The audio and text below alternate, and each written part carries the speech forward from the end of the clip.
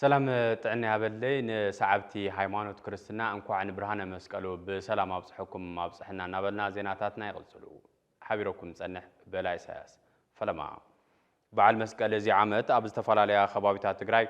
بستفالاليو دمقتاتن ملختاتن يخبرلو ابزي اب ከተማ መቀለ ጎቦ ጮምዓ በስተሳለጠ በዓል ዝተረኸበ ፕሬዝዳንት አደሰ ወረደ ድማ ነዚ በዓል አመልኪቱ መልእክት ይሕሊፈሎ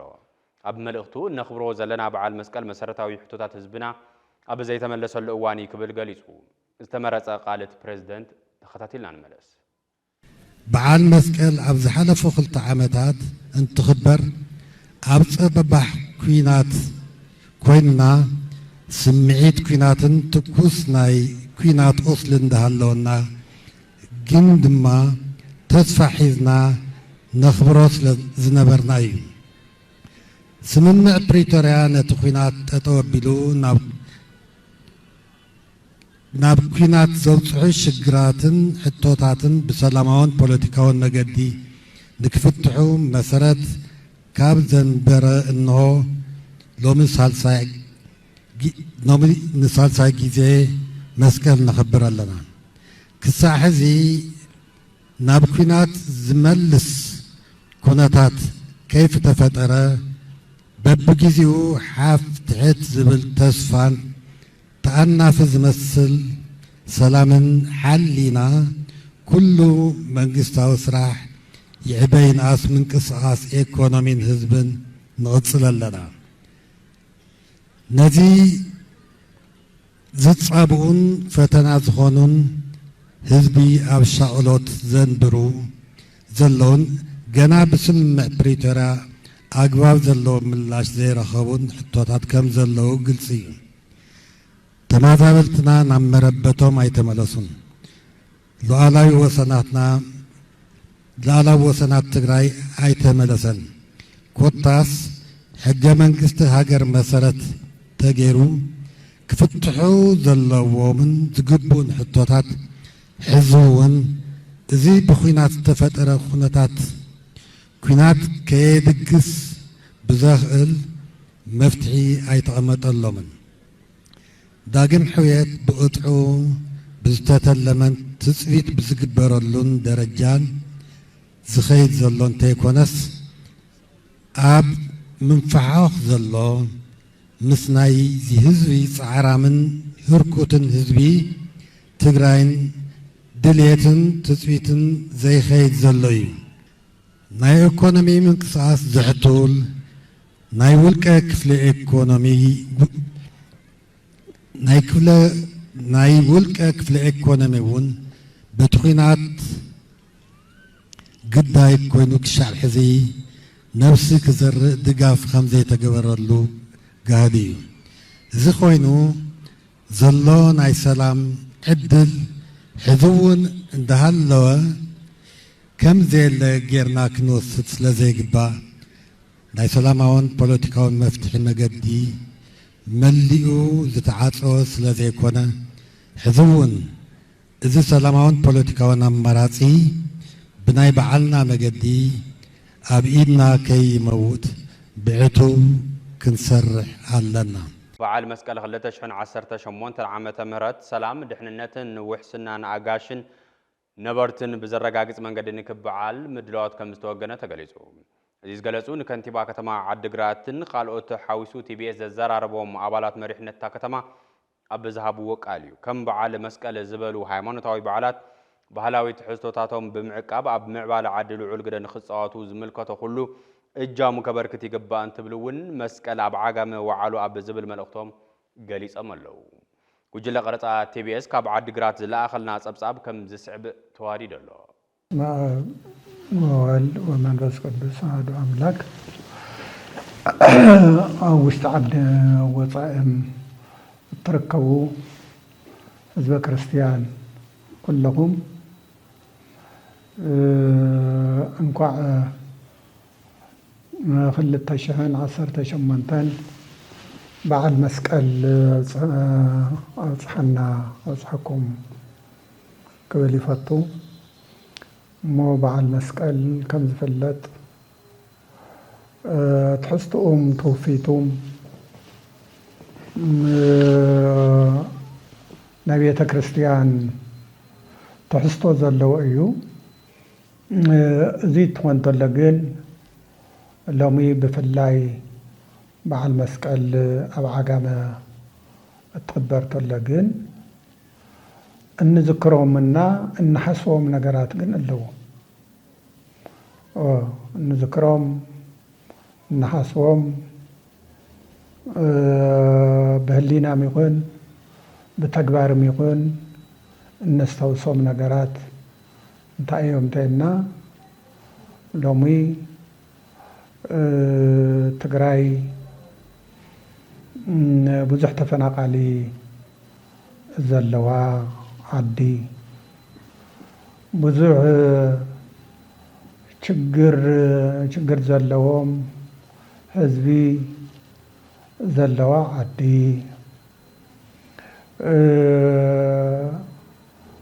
ሃገርና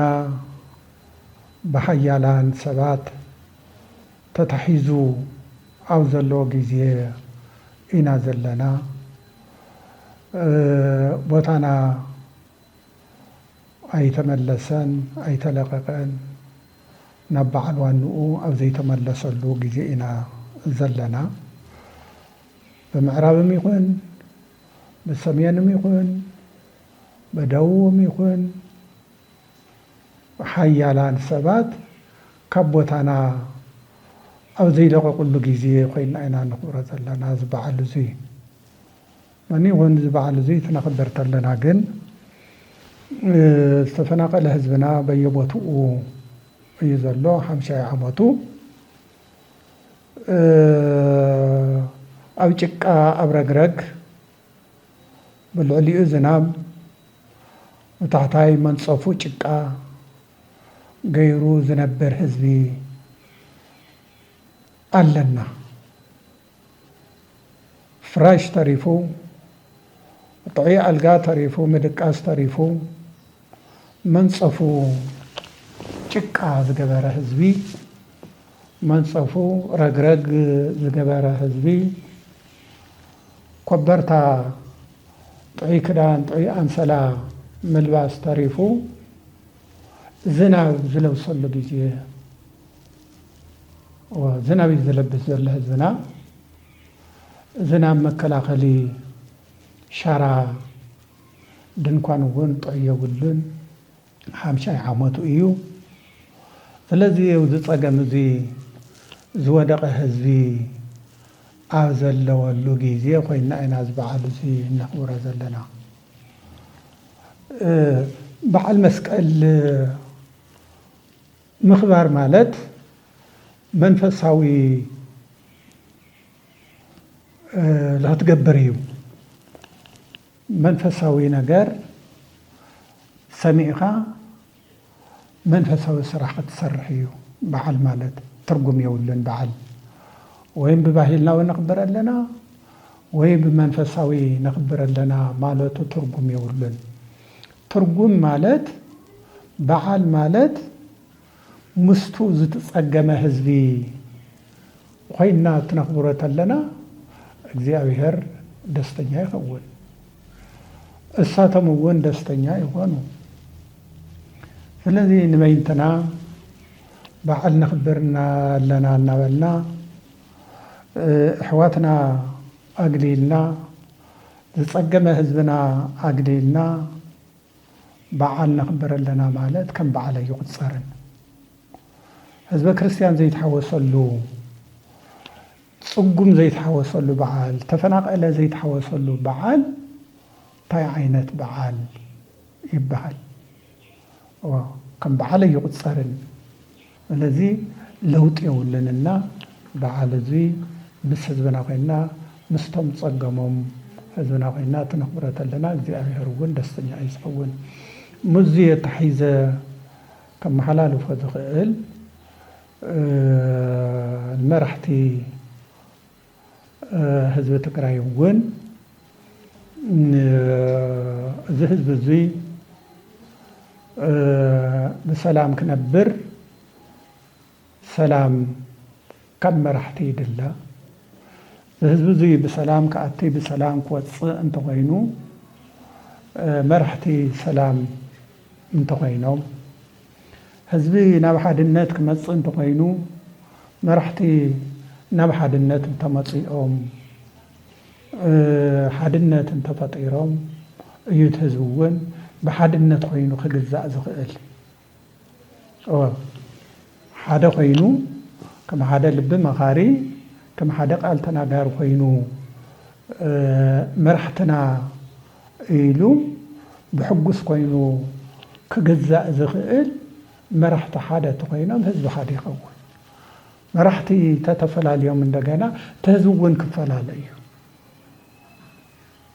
ግማሹ ናብ ሓደ ክፍሊ ግማሹ ናብ ሓደ ክፍሊ ከም ዝፈላለ ከም ደቂ ዛግራ ፋሕበተና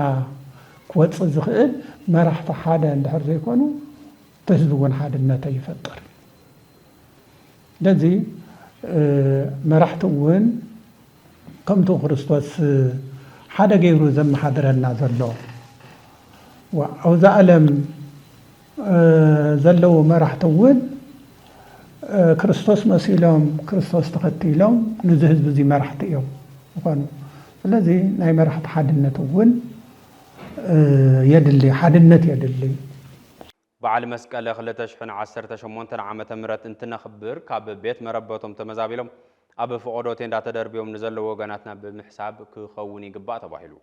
እዚ ዝበሉ ጳጳስ ካቶሊካዊት ቤተክርስትያን ዓዲግራት ብፁዕ አቡነ ተስፋ ስላሴ መድህን ብፍሉይ ንትካልና ብዝሃብዎ መልእኽቲ ሰናይ ትምኒት እንትኸውን ኣብ ትግራይ ተፈጢሩ ዘሎ ዘይምርዳብ ሰላማዊ መንገዲ ንክፍታሕ መራሕቲ ልቢ ክገብሩ ይግባእ ኢሎም እሺ በስም አብን ወልድን መንፈስ ቅዱስን ሓደ አምላክ አሜን በተፈላለየ መገዲ ካብ ቤት ንብረትኩም ተፈናቅልኩም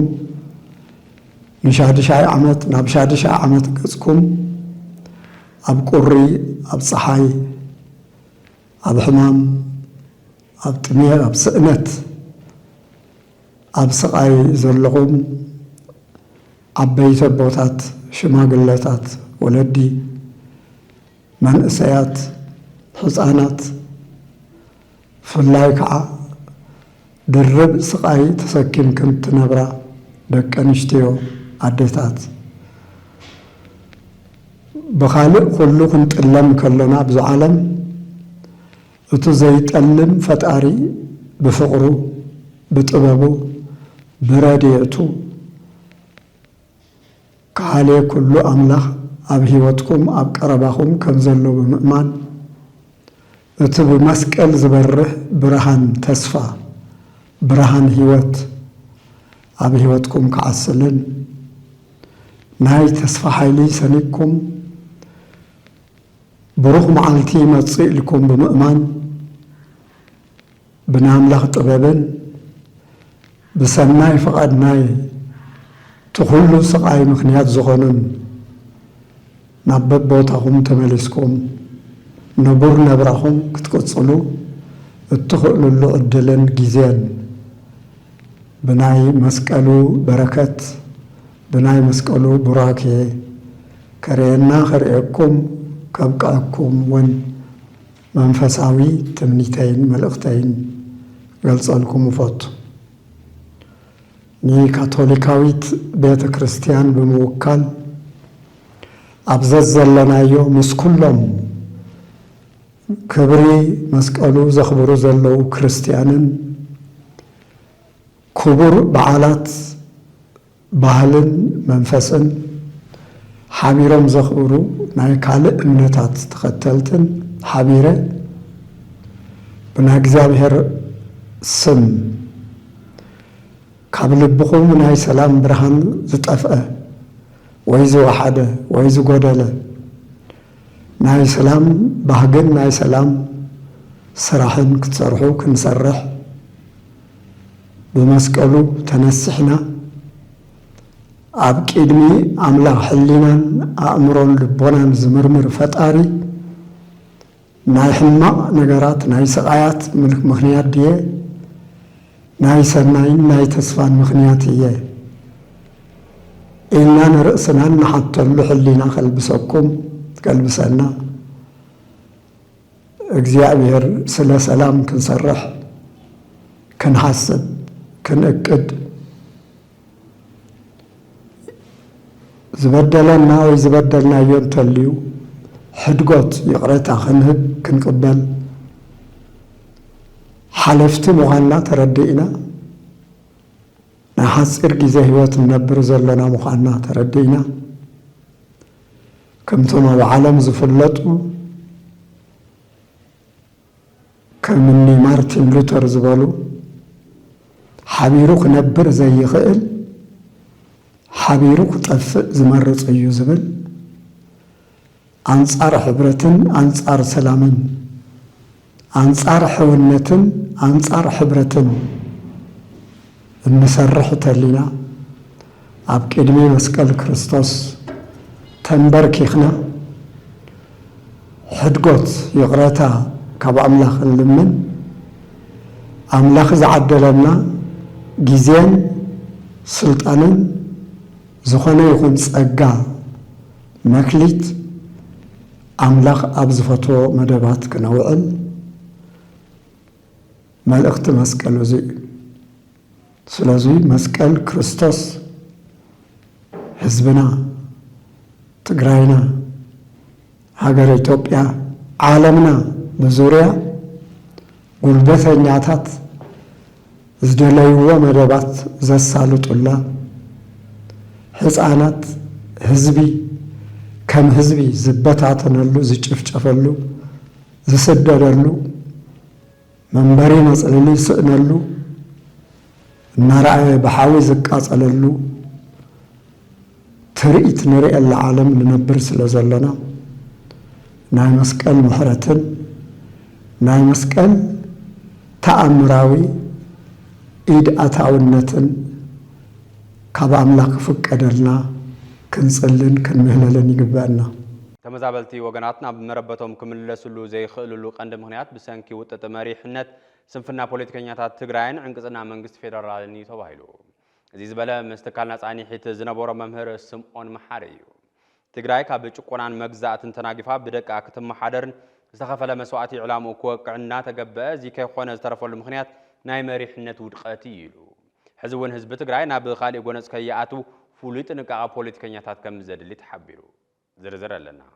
መስዋዕቲ ዝኸፈለ ህዝቢ ትግራይ ናጻን ካብ ጭቆና ዝተናገፈን ሃዋሃው ይሃርፍ ዲሞክራሲኡ ከስፍሕን ባዕሉ ብዝመረጹ ሓይል ክመሓደርን ይደሊ ነዚ ሽቶ ክዕውተ እየኢሉ መላምን መንእሰይ ስለ ዝወፈ እዚ ጠለብ እዚ ይግብኦን ፈረቓን ይኹን እምበር ካብ ጽንታ ዝተረፈ ደቂ ትግራይ ሕዚ እውን ሰኣን ዕድል ስራሕን ኣብ መሪሕነት ውድብ ሕወሓት ብዝተፈጠረ ውጥጥን ኣብ ካልእ ናይ ስግኣት ዙርኣት ይርከብ እዚ ንህዝቢ ትግራይ ዝግባእ ኣይነበረን ቲቢኤስ ቲቪ ይኹን ካልእ ረብሓ ትግራይ ዘማእኸለ ትካል ብተደጋጋሚ ከም ዝብሎ ትግራይ ካብ ዝዕንክልል ንምውፃእ መጠነ ሰፊሕ ሕማም ምውጋን የድሊ ናይዚ ሓደ ምርኣይ ድማ ኣብ ዜናን መደባትን ቲቢኤስ መጽኦም መዋጽኦ ዓዲ ክኸውን ቃሎም ዝህቡ ወገናት ኣለው ሎሚ ቲቢኤስ ዘተኣናገዶ ኣብ ዩኒቨርሲቲ ኣክሱም መምህር ዝኾነ ስምዖን መሓሪ እንትኸውን ብንባብ ህልው ኩነታት ይጅምር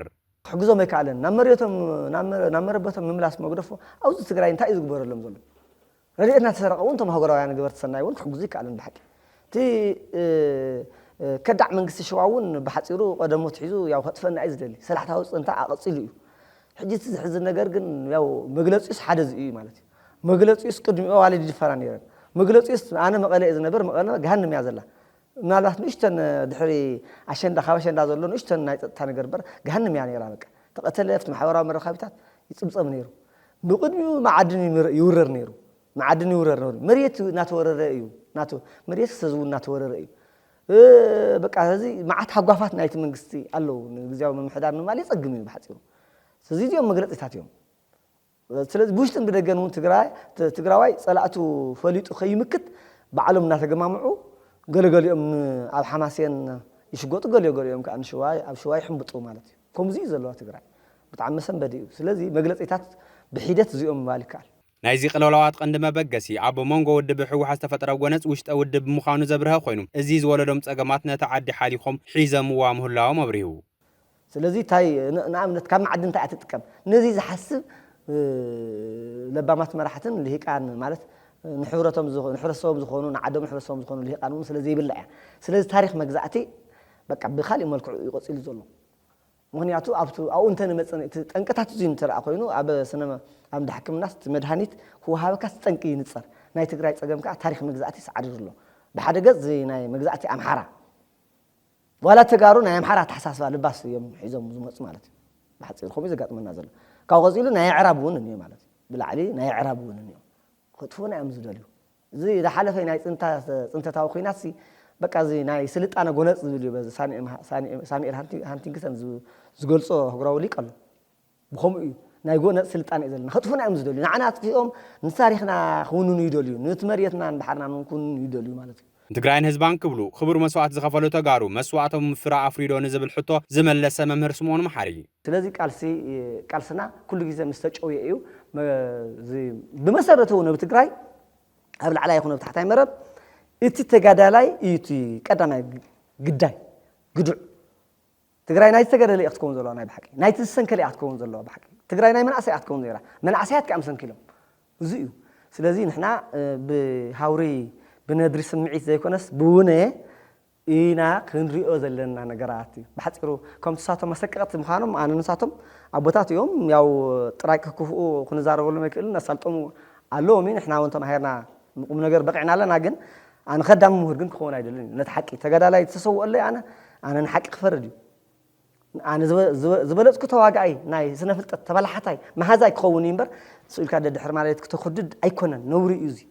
ሕዝረ ቦታ ስለዚ ንሕና ቃልሲ ክንቃንዑ ኣለና ካልእ ቃልሲ ምትራር እዩ ቃልሲ ግን ተጨውዩ እዩ ቀንዲ ብሄራዊ ዋኒን ክልቲኡ ግዜያዊ ምምሕዳራት ተመዛበልቲ ወገናት ብውሕስ መንገዲ ምምላስን ግዛእታዊ ሓድነት ውሕስ ምግባርን ዋላ እንተነበረ ነዚ ዋኒን ረሲዖም ንመንበረ ስልጣኖም ኣቐዲሞም እቲ ህዝቢ ኣደዳ ስቃይን ሞትን ገይረምዎ ከም ዘለው ስምዖን መሓሪ ገሊጹ ተኣሳሰሩ እዮም ናይ ረብሓ ምትእስሳር ኣለዎም ውልቃውን ጉጅላውን ረብሓ ማለት እዩ ብሓቂ ግን ኣነ ወረደ እውን ዋዕሉ ናይቲ ናይ በቃ ቀንዲ ተሓታታ እዩ ብሓፂሩ ዋላ ነቲ ምግምማዓስ መልክዕ ክትሕዞ ዘይከኣለን መጋበርያ ኮይኑ እዩ በቃ ምንም ካብቲ ፒኤልኤፍ ትፈልዮ ካብቲ ብላይ ፍንጫል ምስ ብላይ ፍንጫል ተላጊዩ እዩ ንሽሙ ግን ከምኡ እዩ ከምኡ ከዓ ገይሮምዎ ብይኹንታ ናቶም እዩ ናብኡ መፅኡ እሞ ኣነ ንባዕሉ ነቲ ንፀገም ዓቕሚ የብሉን ዓቕሚ እንትኽእሎን የብሉን መጋበርያ ኮይኑ ግን ያው ክቕፅል እዩ ክሳብ ዕድሚኡ ማለት እዩ ብስሩ ንሕና ግዜያዊ መንግስቲ እዚ ኣየድልየና ናይ ብሓቂ ሓሊፉ ወከ ካልእ እዩ ዘድሊ መሰጋገሪ መንግስቲ ካልእ ሓይሊ እዩ ክመፅእ ዘለዎ ብሽዋ ዘይምእዘን ብካልእ ዘይትንከፍ ማለት እዩ ኣነ ውስጥ ዝሪኦ ኣብቲ ግዜያዊ ዘሎ ሕትኽቱ ህወሓት ከም ተመቃቐለ ናይ ሕዝ ዘይኮነስ ሕዱር ሕማሙ እዩ እሞ ኣብ ስነ ሓሳብ እውን እኳ ዘይኮነ በቃ ኣብ ተራ ኣብ ዘይረብሕ ሕልኽ ማለት እዩ ኣብ ትግራይን ጸላልዩ ዘሎ ደበና ኩናት ንክምከት ህዝቢ ትግራይ ብፍሉይ ድማ መንእሰይ ትግራይ ሰላማዊ ቃልሱ ክሕይል ኣለዎ ተባሂሉ እዚ ዝሓበረ መምህር ስምዖን መሓሪ እንትኸውን ህዝቢ ትግራይ መጻወቲ ሓደ ጉጅለ ከይኸውን ፍሉይ ጥንቃቐ ክገብርን ዛጊድ ተደፊኖም ኣብ ዘለዉ ኣገደስቲ ብሄራዊ ሕቶታቱ ነኺሱ ክሰርሕን ኣለዎ ኢሉ ህዝቢ ትግራይ ዝኸፈሎን እናኸፈሎን ዝመፀን መስዋዕቲ ዕላማ ዘለዎን ረብሓ ህዝቢ ትግራይ ብዘረጋግፅ መንገዲ ንክኸውን ዝገለጸ ስምዖን ሰላም ንትግራይ ሕዚ ናይ ውሳነ እምበር ናይ ሕርያ ጉዳይ ኣይኮነን ክብል ገሊጹ መምህር ስምዖን ይቕፅል እሶም ኣብ ኢትዮጵያ ኣይኮነን ኣብ ትግራይ ተፈኒኖም ከውቅዑ ግን ምስ እከይ ስርዓተ ሰመራ ግን ተሻሪኾም ግን እዛ ፅምዶ ያው ሓደገኛ ልፍንቲ እዩ ኣብይ ንምዕላው ኣነ ኣብይ ኣይዕለዎ ኣይኮነን ግን ህዝቢ ትግራይ ካልእ ሓዘን ዳስ ተስተኽልልካ ኣሎ ክንጥጠቕ እዩ ማለት እዩ ስለዚ ነዚ ከቕልበሉ እዩ ዝግባእ እሞ እቲ ናይ ኩናት ድልየትን ልዑል ባህግን ካብዞም ናይ ፅምዶ ሓይልታት ካብ ህግደፍን ማለሊትን እዮም ከምዚ ናይ ቀደም ዘርጊ ዝገበሩ ከምኡ ዓይነት ምግበር ድሓር ንኢሳያስ ዝጥዕሞም ከምኡ ዓይነት ብሓፂሩ ተመሊሾም እውን ከም ዝዋግኡ ኣነ መረጋገፂ ይብለኝ ኣነ ፅምዶ እውን ልክዕ ኢለ ኣኣምንን ሓደ ሕብረተሰብ እዩ ተዋሃደ እዩ ከም ከልቢ ኣሲሮም ወግን ኣጋጣሚ ያው ፍንሕንሕ ይብሎ ለፍቲ ደባት ማለት እዩ ንሕና ኣይራኸብ ማለት ግን ኣይኮነን ኣብ ዓድን ሕብረተሰብ ማእኸል ዘይገበረ ፅምዶ እዩ ስለዚ እቲ ናይ ኩናት ሸውሃትን ሕዱር ሕማምን ኣብዚኦም ናይ ህግደፍን ማለሊትን እዩ ዘሎ ኢለ እየ ዝኣምን ሰላም እንድሕር እንደሊ ኮይና ልምዓት እንድሕር እንደሊ ኮይና እውን ናይ ብሓቂ እቲ ሰላምና ብንጹር ኢና ክንከልዎ ዘለና ስለዚ ቃልሲ ኩሉ ግዜ ኣሎ ቁጠባዊ ቃልሲ ያው ሃይማኖታዊ ቃልሲ ኣሎ መንነታዊ ቃልሲ ኣሎ ባህላዊ ቃልሲ ኣሎ ናይ ክብርታት ቃልሲ ኣሎ ብዙሕ ቃልሲ እዩ ስለዚ እቲ ትግራዋይ ክቃልስ እዩ ዘለዎ ንኸንቱ ካብ ዝጠፍእ ኣብ ረብሑ ኣዋኒን ዓለም ናይ ረብሓ እያ ስለዚ ንረብሓና ክንውደብ ክንቃልስ ኣለና ሕዝቲ ኣነ ፃውዒተይ መንእሰይ እዩ ቃልሲ ክትል ዘሎ ብሃታ ዘይኮነ ብቁም ነገር ወነ ጥራይ ዘይኮነ ብውነ ሓደ ንመንእሰይ ትግራይ ካብ ሪምካ በዓልካ ኢኻ ኩናት እውን ይተርፍ ንቁም ነገር ኩናት እንተልዩ እውን ንቁም ነገር ናብ ረብሓና ክኸውን ኣሎ ቀፂለ ፃውዒት ዘቕርበሉ እዚ ስዱድ ትግራዋይ እዩ ዲያስፖራ ዝበሃል ማለት እዩ ናይ ብሓቂ ኣብ ዝሓሽ ዓለም ኮይኑ ኣብ ውልቃዊ ዋጢጡ ቅጥን ክሽከል የብሉን እስራኤል ብደጊ እያ ተሃኒፃ ናይ ብሓቂ كان بتاع بوشتن زلمعان سنغافوريان سنغافورون وزين فيدريشن اوف ماليزيا يعني راه مالتي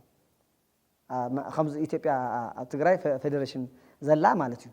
ስለዚህ ብደገ ድሕሪ 2000 ዓመት እውን ናብ ሪሞም ናብ ቅዱስ ሪሞም መሬት አባታቶም ተመልሰም ስለዚህ ስዱ ትግራዋይ እውን ቁጽር ዝናዓቀ ይኮነን ስለዚህ ቃልሲ ከጠናኸረሎ ከማእከል ክኽእልሎ ኣብ ፖለቲካ ትግራይ ውዒ ምንቅስቃስ ዘለዎ ውድባትን ጽልዋ ፈጠርቲ ውልቀ ሰባትን ብጥምረት ዝሓዘ ምንቅስቃስ ደለይት ለውጥ ዝተባሃለ ውዳበ ናብ ስሩዕ ናይ ቃልሲ ማዕበል የሰጋግረኒ ዝበሎ ጻውዒት ከም ዝዘርግሐ ተፈሊጡ እቲ ንውድባት ባይቶ ዓባይ ትግራይ ዓርናን ዲሞክራሲን ሉዓላውነትን ውድባት ትንሳኤ ሰብዓ እንደርታን ስምረትን ሓዊሱ በዓል ጀነራል ጻድቃን ገብረ ትንሳኤ ጀነራል አበበ ተክለ ሃይማኖትን ኣሰፋ ብርሃን ዝሓዘ ጥምረት ኣብ ትግራይ ሰላማዊ ቃልሲ ንምክያድ የኽእለኒ ዝበሎ ማኒፌስቶ ዘርጊሕ ኣሎ ጸገም ትግራይ በተናጸልን በሓደ ፖለቲካዊ መርአይን ጥራሕ ዝፍትሕ አይኮነን ዝብል እምነት ዘለዎ እዚ ጥምረት ኩሉ ትግራዋይ ኣብ ተማዓረዝ ግቦ ሰንቲ ብሄራዊ አጀንዳታት ሓቢሩ ከዓምም ጻውዒት ተቀሪበሎ ከም ዝስዕብ ቀርብ እዩ ኣብ ትግራይ ድሕሪ ናይ ብቋምነት ተጻብኦ ጠጠው ምባል ስምምዕነት ፕሪቶሪያ ዝተተኸለ ግዚያዊ ምምሕዳር ብዙሓት ግዜ ዘይህቡ ከም መንግስታዊ ግልጋሎታት ናብ ንውር ምምላስ ሕገ መንግስታዊ ወሰን ትግራይ ምኽባር ዝተመዛበሉን ዝተሰደዱን ወገናትና ጸጥተኦም ውሕስ ብዝገብር መንገዲ ናብ መረበቶም ምምላስ ናይ ጸጥታ ሓይሊ ምትዕርራይ ናይ ዳግም ሕወስ ስራሕቲ ምጅማርን ንቐጻሊ መረጻ ጥጡሕ ባይታ ፈጢርካ ናጻ ፍትሓውን ዲሞክራሲያውን መረጻ ብምክያድ ዝተመረጸ መንግስቲ ምትካልን ዝኣመሰሉ ዕላማታት ዝሓዘ እዩ ነይሩ ይብል ብመልክዕ ማኒፌስቶ ዝወፀ ናይ ገለ ውድባትን ውልቀ ሰባትን ሓበራዊ መንቀሳቐሲ እዚ ብናይ ፕሪቶሪያ ብቋምነት ተጻብኦ ጠጠው ናይ በባል ስምምዕነት ዝመጸ ፖለቲካዊ ምትዕርራይ ኣብ ትግራይ ሓደ ፖለቲካዊ ውድብ መንግስትነት ሙሉእ ብሙሉእ ብሒቱ ዝጸንሐሉ ፖለቲካዊ ምሕደራ ምልዋጥ ንምጅማር ዘኽእል ኩነታት ሒዙ ዝመጸ እዩ ነይሩ ዝብል ጽሑፍ እቲ ምንቅስቓስ እቲ ኣብ ከቢድ ሓደጋ ዝወደቐ ሓድነት ህዝቢ ትግራይ ብምፍዋስ ዝደልደለ ዓቕሚ እንጥረየሉን ኩሎም ባህግታትና ንምፍጻም ብፍላይ ድማ ኩናታት ሪፍና ናይ ፕሪቶሪያ ብቋምነት ተጻብኦ ጠጠው ናይ በባል ስምምዕነት ሙሉእ ብሙሉእ ንክፍጸም መኽእለና እንትብል ጣዕሳ ገሊጹ እቲ ኣቲናዮ ዘለና ፖለቲካዊ ቅልውላው ቀስ ብቀስ ውሽጣዊ ዓቕምና ጠናኺርናን ዓለም ለኻዊ ድጋፍ ሒዝናን ንምፍታሕ እውን መኽእለና ነይሩ እውን ብምባል ዝተኸሰረ ዕድል ኣብርሂቡ ይኹን እምበር እቲ ኣብ ትግራይ ከም ንቡር ተወሲዱ ዝጸንሐ ናይ ፖለቲካዊ ምሕደራ ስርዓት ብናይ ሰራዊት ኢድ ኣታውነት ተደጊፉ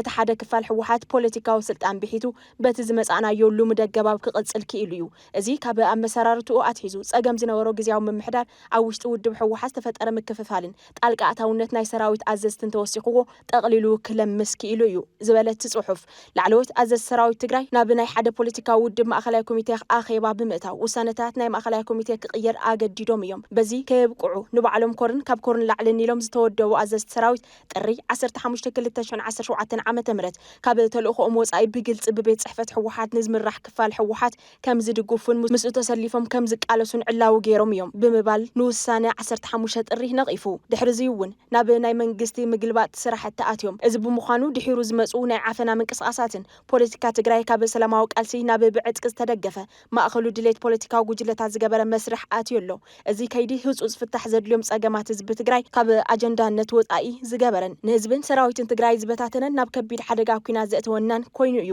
ንሓድነት ህዝቢ ትግራይ ድማ ናብ ከቢድ ምክፍፋል እትይዎ ኣሎ ብምባል እውን ትግራይ ከመይ ናብ ሓደጋ ከም ዝተሰጋገረት ኣብሪሁ ድሕሪዚ ብፕሬዚዳንትነት ዝተሾመ ነቲ ግልበጣ መንግስቲ ብላዕለዋይነት ይመርሕ ዝነበረ ዝበሎ ሌተናል ጀነራል ታደሰ ወረደ ናብ ስልጣን እንትመጽእ ኣብ ቅድሚ ማሕበረሰብ ዓለም ፈሪሙ ዝተቀበሎም ዝተቆጸሩ ዝበሎም ሕቶታት ህዝቢ ማእኸል ዝገበሩ ስራሕቲ ንጎን ገዲፍዎም ኣሎ ብምባል ንክቡር ፕሬዚዳንት ታደሰ ዝነቐፈት መግለጺ ብጉጅለ ቤት ጽሕፈት ሕወሓት ኣቢሉ እውን አንጻር ስምምዕ ተጻብኦ ጠጠው ምባል ፕሪቶሪያ ምስ ናይ ደገ ሓይልታት ጽምዶታት እናተፈጠሩ ንህዝቢ ትግራይ ናብ ኩናት ዝምልስን ትግራይ ዓውደ ኩናት ግዳማውን ሓይልታት ገይሩ መምለሲ ናብ ዘይብሉ ጥፍኣት ዘእትውን ምንቅስቃስ ይገብር ኣሎ እንትብል ኣብ ትግራይ ንዘሎ መሪሕነት ዘለዎ ዝተረረ ነቐፌታ ኣስሚዑ ኣድላይነት ምስረታ ምንቅስቃስ ደለይቲ ለውጢ ትግራይ ኣብ ዘብርህ ምዕራፍ ድማ ኣብዚ ሕዚ በቲ ልዕል ኢሉ ዝተገለጸ ኩነታት ምኽንያት ኣብ ትግራይ ዝተረጋግዐ ሰላማዊ ፖለቲካዊ ቃልሲ ምክያድ ኣዝዩ ከቢድ ኮይኑ ኣሎ ትግራይ እውን ብሰላም ወፊርካ ምእታው ዘይከኣለላ ካብ መዓልቲ ናብ መዓልቲ ሓደጋ ኩናት ዝወሰኸላ ዓውደ ኩናት ግዳማውያን ሓይልታት ናይ ምዃን ዕድላ ሰፊሕ ኮይኑ ኣሎ ህዝባን ሰራዊታን ዝበታተነ ሸፋቱ ዝዕንድሩላ ዓዲ ኮይና ኣላ በዚ ሕዚ ዘለናሉ ኩነታት ምቕጻል ይኹን በዚ መንገዲ ዝቐጺልና ናብ ኩናት ምእታው ከም ተጋሩ መምለሲ ከይህልወና ዝገብር እዩ ስለዝኾነ እናጠፋእና ስቒድና ክንርኢ ስለዘይብልና ነዚ መንገዲ ጥፍኣት ደው ዘብልን ትግራይ ዘድሕንን ቃልሲ ክነካይድ ግድን ኮይነሎን ትብል ዝገለጸ ኮይኑ ካብዚ ብምጋስ ንለውጥ ዝቃለሳ ውድባት ፖለቲካ ትግራይ ማለት እውን ውድብ ብሄራዊ ባይታ ዓባይ ትግራይ ባይቶና ውድብ ዓረና ትግራይ ዲሞክራሲን ለዓላውነትን ዓረና ውድብ ዲሞክራሲያዊ ስምረት ትግራይ ስምረት ውድብ ትንሳኤ ሰብዓ እንደርታን ምስ በዓል ሌተናል ጀነራል ጻድቃን ገብረትንሳኤ ሜጀር ጀነራል አበበ ተክለ ሃይማኖት ጆቤ ንኣሰፋ አብርሃን ዝኣመሳሰሉ ጽዑን ተፈጠርቲ ተጋሩ ውልቀ ሰባት ብምዃን ምንቅስቃስ ደለይቲ ለውጥ ትግራይ ዝብል ምንቅስቃስ ጀሚርና ኣለና እዚ ምንቅስቃስ ኩሎም ኣፈላላይትና ጽኒሕና እዚ ሕዚ ኣብ ትግራይ ዘሎ ኩነታት ንምልዋጥ ትግራይ ንምድሓንን ኩሉ ዓቕሚ ፖለቲካዊ ውድባታት ሲቪል ይኹን ናይ ሞያ ማሕበራትን ጽዑን ተፈጠርቲ ውልቀ ሰባትን ኣብ ዝተነጽሩሉ ናይ ስግግር ዓላማታት ዓሲልና ንቃለሰሉ ኩነታት ምምችቻው እዩ እዚ ንምስራሕ ካብ ላዕሊ ክሳብ ታሕቲ ሓበራዊ ኣወዳድባን ኣሰራርሓን ብምዝርጋሕ ነቲ ኣብ መሬት ትግራይ ካብ ጫፍ ናብ ጫፍ ዘሎ መሪሕነት ዝሰኣነ ድሌት ለውጢ ህዝቢ ምምራሕ እዩ በዚ መሰረት ህዝቢ ባዕሉ ብስፍሓት ብዝሳተፈሉ ህዝባዊ ማዕበል ባዕሉ ብዝወሰነ ናይ ምሕደራ ስርዓት ብምትካል ሕዚ ዘሎን እናዓሞቐ ዝኸይድ ዘሎን ናይ ጥፍኣት ጉዕዞ ደው ንምባልን ምቕያርን ዝዓለመ እዩ ብዘይብልካ እውን እቲ ኣብ ትግራይ ጸንሐ ናይ ሓደ ፖለቲካዊ ጉጅለ ናይ ምሕደራ ስርዓት ብናይ ህዝቢ መንግስቲ ንምትካእ እዩ ዓላማታት ምንቅስቃስ ደለይቲ ለውጢ ትግራይ ኣብ ትሕቲ ዝብል ካሊእ ምዕራፍ ናይቲ መግለጺ ወይ ድማ ማኒፌስቶ ኣብ ትግራይ አንጸላሊ ዘሎ ናይ ኩናት ሓደጋ ብምትራፍ ተፈጢሩ ዘሎ ፖለቲካዊ ቅልውላው ብስልጡን ብናይ ህዝቢ ድሌትን ቁጽጽርን እናማዕበለን ናብ ዝኸይድ ናይ ፖለቲካዊ ምሕደራ ስርዓት ምስግጋርን ንዓመታት ጸንሐ ናይ ሓደ ፖለቲካዊ ውድብ መንግስቲ ብናይ ህዝቢ መንግስቲ ንምትካእ ዘድሊ መንጸፍ ምንጻፍን እዩ ክብል ሓቢሩ ኣብ ትሕቲ እዚ ዕላማ እዚ ድማ ስምምዕ ሰላም ፕሪቶሪያ ክፍጸም ብሰላማውን ሕጋውን መንገዲ ምንቅስቃስ ሓቋፉ ግዝያዊ መንግስቲ ምትካል ንመረጻ ምድላውን ዝተመረጸ መንግስቲ ምምስራትን ዝብሉ ነጥብታት ምስ ዝርዝሮም አልዒሉ ዕላምኡ ኣቐሚጡ ኣሎ ኣወዳድባ እዚ ምንቅስቃስ ኣብ ዘብርህሉ ኩርናዕ ከም ዝበሎ ሓደ እዚ ምንቅስቃስ ብሕጋዊ ኣገባብ ዝተመዝገባ ፖለቲካዊ ውድባት ሲቪልን ናይ ሞያ ማሕበራትን ጽዕንቶ ፈጠርቲ ውልቀ ሰባትን ዝሓቆፈ እዩ ካብዚኦም ብክልል ብርኪ ዝንቀሳቀሱ ኣብቲ ላዕለዋይ ኣካል እዚ ምንቅስቃስ ፖለቲካዊ ካውንስል ብወከልቶም ይሕቆፉ ብዛዕባ ወረዳ ብርኪ ዝንቀሳቀሱ ተመሳሰልቲ ኣካላት ድማ በብዞቦኦምን ወረዶኦምን ይሕቆፉ ኣብ አዲስ አበባን ካልኦት ካብ ትግራይ ወጻእ ዘለዉ ከባቢታት ኢትዮጵያን ዘለዉ ተጋሩ ናይ ባዕሎም ወዳደባ ሒዞም ዝሳተፍሉ መስርሕ ይህሉ ዲያስፖራ ተጋሩ ተወዲቦም ብምሉእ ዓቕሚ ዝሳተፍሉ መስርሕ ምስኦም ብምዝርራብ ይመዓራረ ክልተ መሰረታዊ ነቶም ዓላማታት ከተግብሩ ዝኽእሉ ውሳነታት ኣንፈታትን ናይ ምውሳን ስልጣን ይህልዎ ኣብቲ ምንቅስቃስ ብናይ ዝተሓቆፉ ኣካላት ተወከልቲ ይቆውም ሰለስተ በቲ ፖለቲካዊ ካውንስል ተወሰኑ ውሳነታት የተግብር ኣብ ተግባር ምውዓሎም ይቆጻጸር ዝተፈላለያ ከም ኣድላይነቱ ዝቃወማን ስራሕ ንምስላጥ ዝሕግዛን ኮሚቴታት ይህልዎ እዘን ኮሚቴታት በኣባላት ስራሕ ፈጸምቲ ይምርሓ ናይ ስራሕተን መደባተን ሪፖርተን ናብ ኣኼባ ፈጸምትን ካውንስልን ይቅርባ ኣብዚ ምንቅስቃስ ንምሕቋፍ ዘድልዩ ረቑሕታት ኢሉ ዘቐመጦም እንትገልጽ ድማ መሰረተ ውሳነ ህዝቢ ትግራይ ዝቕበሉ ዝኣምኑ ብሄራዊ ህላውን ረብሓን ትግራይ ዝቐድሙ ስምምዕ ሰላም ፕሪቶሪያ ብሰላማውን ሕጋውን መንገዲ ንኽትግብረ ዝቃለሱ ንዋሕስ ግዝኣታውን ፖለቲካውን ላዕላውነት ትግራይ ዝቃለሱ ኣብ ትግራይ መሰረታዊ ስርዓታዊ ለውጢ ክመጽእ ዝቃለሱን ዝብሉን ዝኣመሳሰሉን ብውሕዱ ኣብ ናይ ኩሉ ትግራዋይ ብሄራዊ እዋንያትን ረብሓታትን ዝስማዕምዑሉን ዝቃለሱሉን ሓይልታት ዝሓቁፍ እዩ ክብል ኣብሪሁ እቲ ማኒፌስቶ ምጽዳቕ ምእዋጅ ናብ ተግባር ምእታው ኣብ ዝብል ርእሲ ከም ዘቐመጦ ውድብ ብሄራዊ ባይታ ዓባይ ትግራይ ባይቶና ውድብ ዓረና ትግራይ ዲሞክራሲን ለዓላውነትን ዓረና ውድብ ዲሞክራሲያዊ ስምረት ትግራይ ስምረት ውድብ ትንሳኤ ሰብዓ እንደርታ ምስ በዓል ሌተናል ጀነራል ጻድቃን ገብረትንሳኤ ሜጀር ጀነራል አበበ ተክለ ሃይማኖት ጆቤ ኣሰፋ አብርሃን ዝኣመሳሰሉ ጽዑንቶ ፈጠርቲ ውልቀ ሰባት ብምዃን ነቶም ኣብ ላዕሊ ዝተዘርዘሩ ሓበራዊ ዕላማታት ንምዕዋስ ተስማዕሚዐን ነዚ ምንቅስቃስ መስሪተን ኣለዋ ክብል ኣቐሚጡ እቲ ሰነድ ወሲኹ ህዝብና መገዛዕ ዓዱ ተጓንዩ ትግራይ ናይ ውሕዳት ጉጅለታት ኮይናላ መሪሕነት ጉጅለ ድሕረት ድማ ህዝቢ ትግራይ ጅሆዋት ሒዙ ጸቢብ ጉጅለ ኣውረብሑን መደላድል ስልጣኑን ጥራሕ ንምዕቃብ ክብል ጸረ ብሄራዊ ቃልስናን ጸረ ለውጥናን ኮይኑ ተጋሩ ሕድሕድና ብኸባቢ ክንከፋፈል ገይሩ ይቕጽል ኣሎ ህዝቢ ትግራይ ብሓፈሻን መንእሰይ ወለዶ ድማ ብፍላይን ትግራይ ውሕዳት ከም ድላዮም ዝዕንድሩላ መላእ ህዝቢ ግና ዝሳቀየላ መሬትና ተጎዚዙ ህዝብና ፍሕብትን ኢሉ ከም ብሄር እውን መጻኢና ኣብ ሓደጋ ወዲቑ ኣብ ዘለሉ ኣብዚ ሕዚ እዋን ካልእ ዘይተደለዩ ኩናት ከዋልድ ኣብ ጫፍ በጽሑ ይርከብ ስለዝኾነ ድማ እዚ እናርአና ስቕ ክንብል ስለዘይግባእ እዚ ሰላማውን ሕጋውን ህዝቢ ትግራይ ናይ ምድሓን ምንቅስቃስ ዝመስረትና ኣካላት ንኹልኹም ህዝቢ ናይ ምድሓን ዕላማ ዘለዎ ሓይልታት ፖለቲካ ትግራይ ናይ ሞያን ሲቪል ማሕበራትን ከምኡውን ኣብ ጉዳይ ትግራይ ጸለውቲ ዝበሃሉ ውልቀ ሰባትን ውልቃዊ ኮነ ጉጅላእ ወይ ውድባዊ ረብሓታት ስነ ሓሳባትን ብይሕደረ ጽኒሖም ኣብ ህዝቢ ትግራይ ንምድሓን ዝተመስረተ ምንቅስቃስ ደለይቲ ለውጢ ትግራይ በብብርኩ ክጽንበሩን ትግራይ ንምድሓን ሓቢርና ክንቃለስን ጻውዒትና ነቕርብ እንትብል ተማሕጺኑ ኣብ መንጎ 2016-2024 ከም ኣቆጻጽራ ኣውሮፓ ኣብ ዘለዉ ዓመታት ብዘጋጠመ ምዕጻዊ ኢንተርኔት ኢትዮጵያ ካብ ሃገራት ኣፍሪካ ቀዳሚት ሃገር ምዃና መጽናዕ ተረጋጊጹ ብመሰረት መጽናዕቲ ኣብ ኣፍሪካ 190 ግዜ ኣገልግሎት ኢንተርኔት ከም ዝተዓጽወ ካብዚ እቲ 30 ምቁራጽ ዘጋጠማ እንኮ ሃገር ኢትዮጵያ ምዃና ትካል መጽናዕቲ ልምዓት ማለት እውን ኢንስቲትዩት ኦፍ ዲቨሎፕመንት ስታዲስ ገሊጹ እቲ ኣብ ኣፍሪካ ምዕጻው ኢንተርኔት ዝብል ኣርእስቲ ዘለዎ መጽናዕቲ ኣብ ኣፍሪካ ምዕጻው ኢንተርኔት ልዕሊ ዕጽፊ ከም ዝወሰኸ ይሕብር እቲ ኣብ 2016 ኣቆጻጽራ ፈረንጂ 14 ኢንተርኔት ምዕጻው ዝሕበረ መጽናዕቲ ኣብ 2024 እቲ ቁጽሪ ናብ 28 ከም ዝዓበየ ዝገለጸ ኮይኑ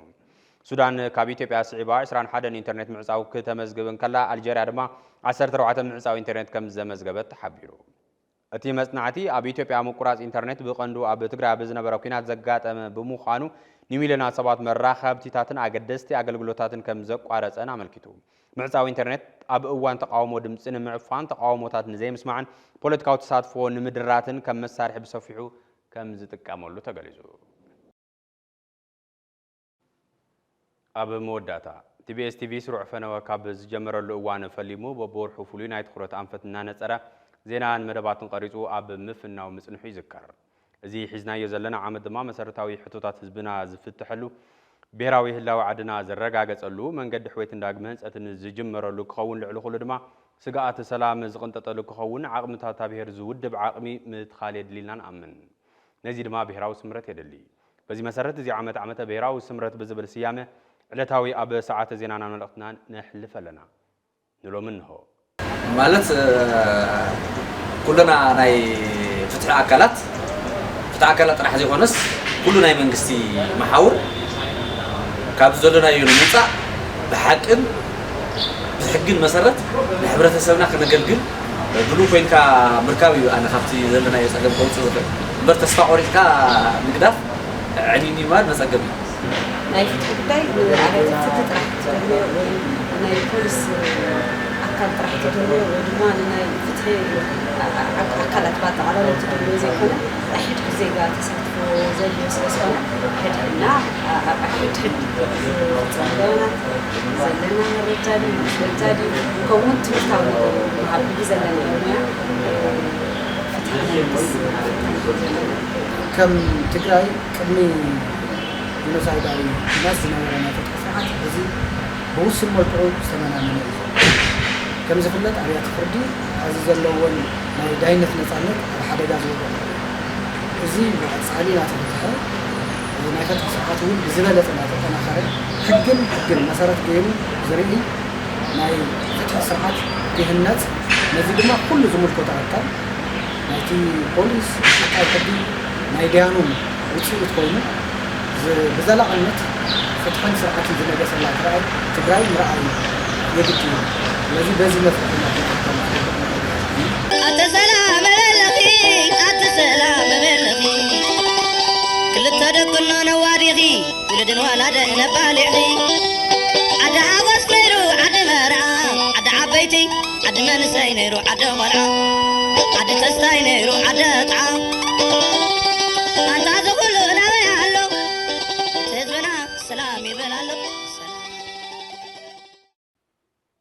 كبراتن كبرانن زيناتاتنا كتكتاتلو صنحو يمثل نيرو مسترف مدلوات بيس حبيركم ناصنحو دقي مرحس بعد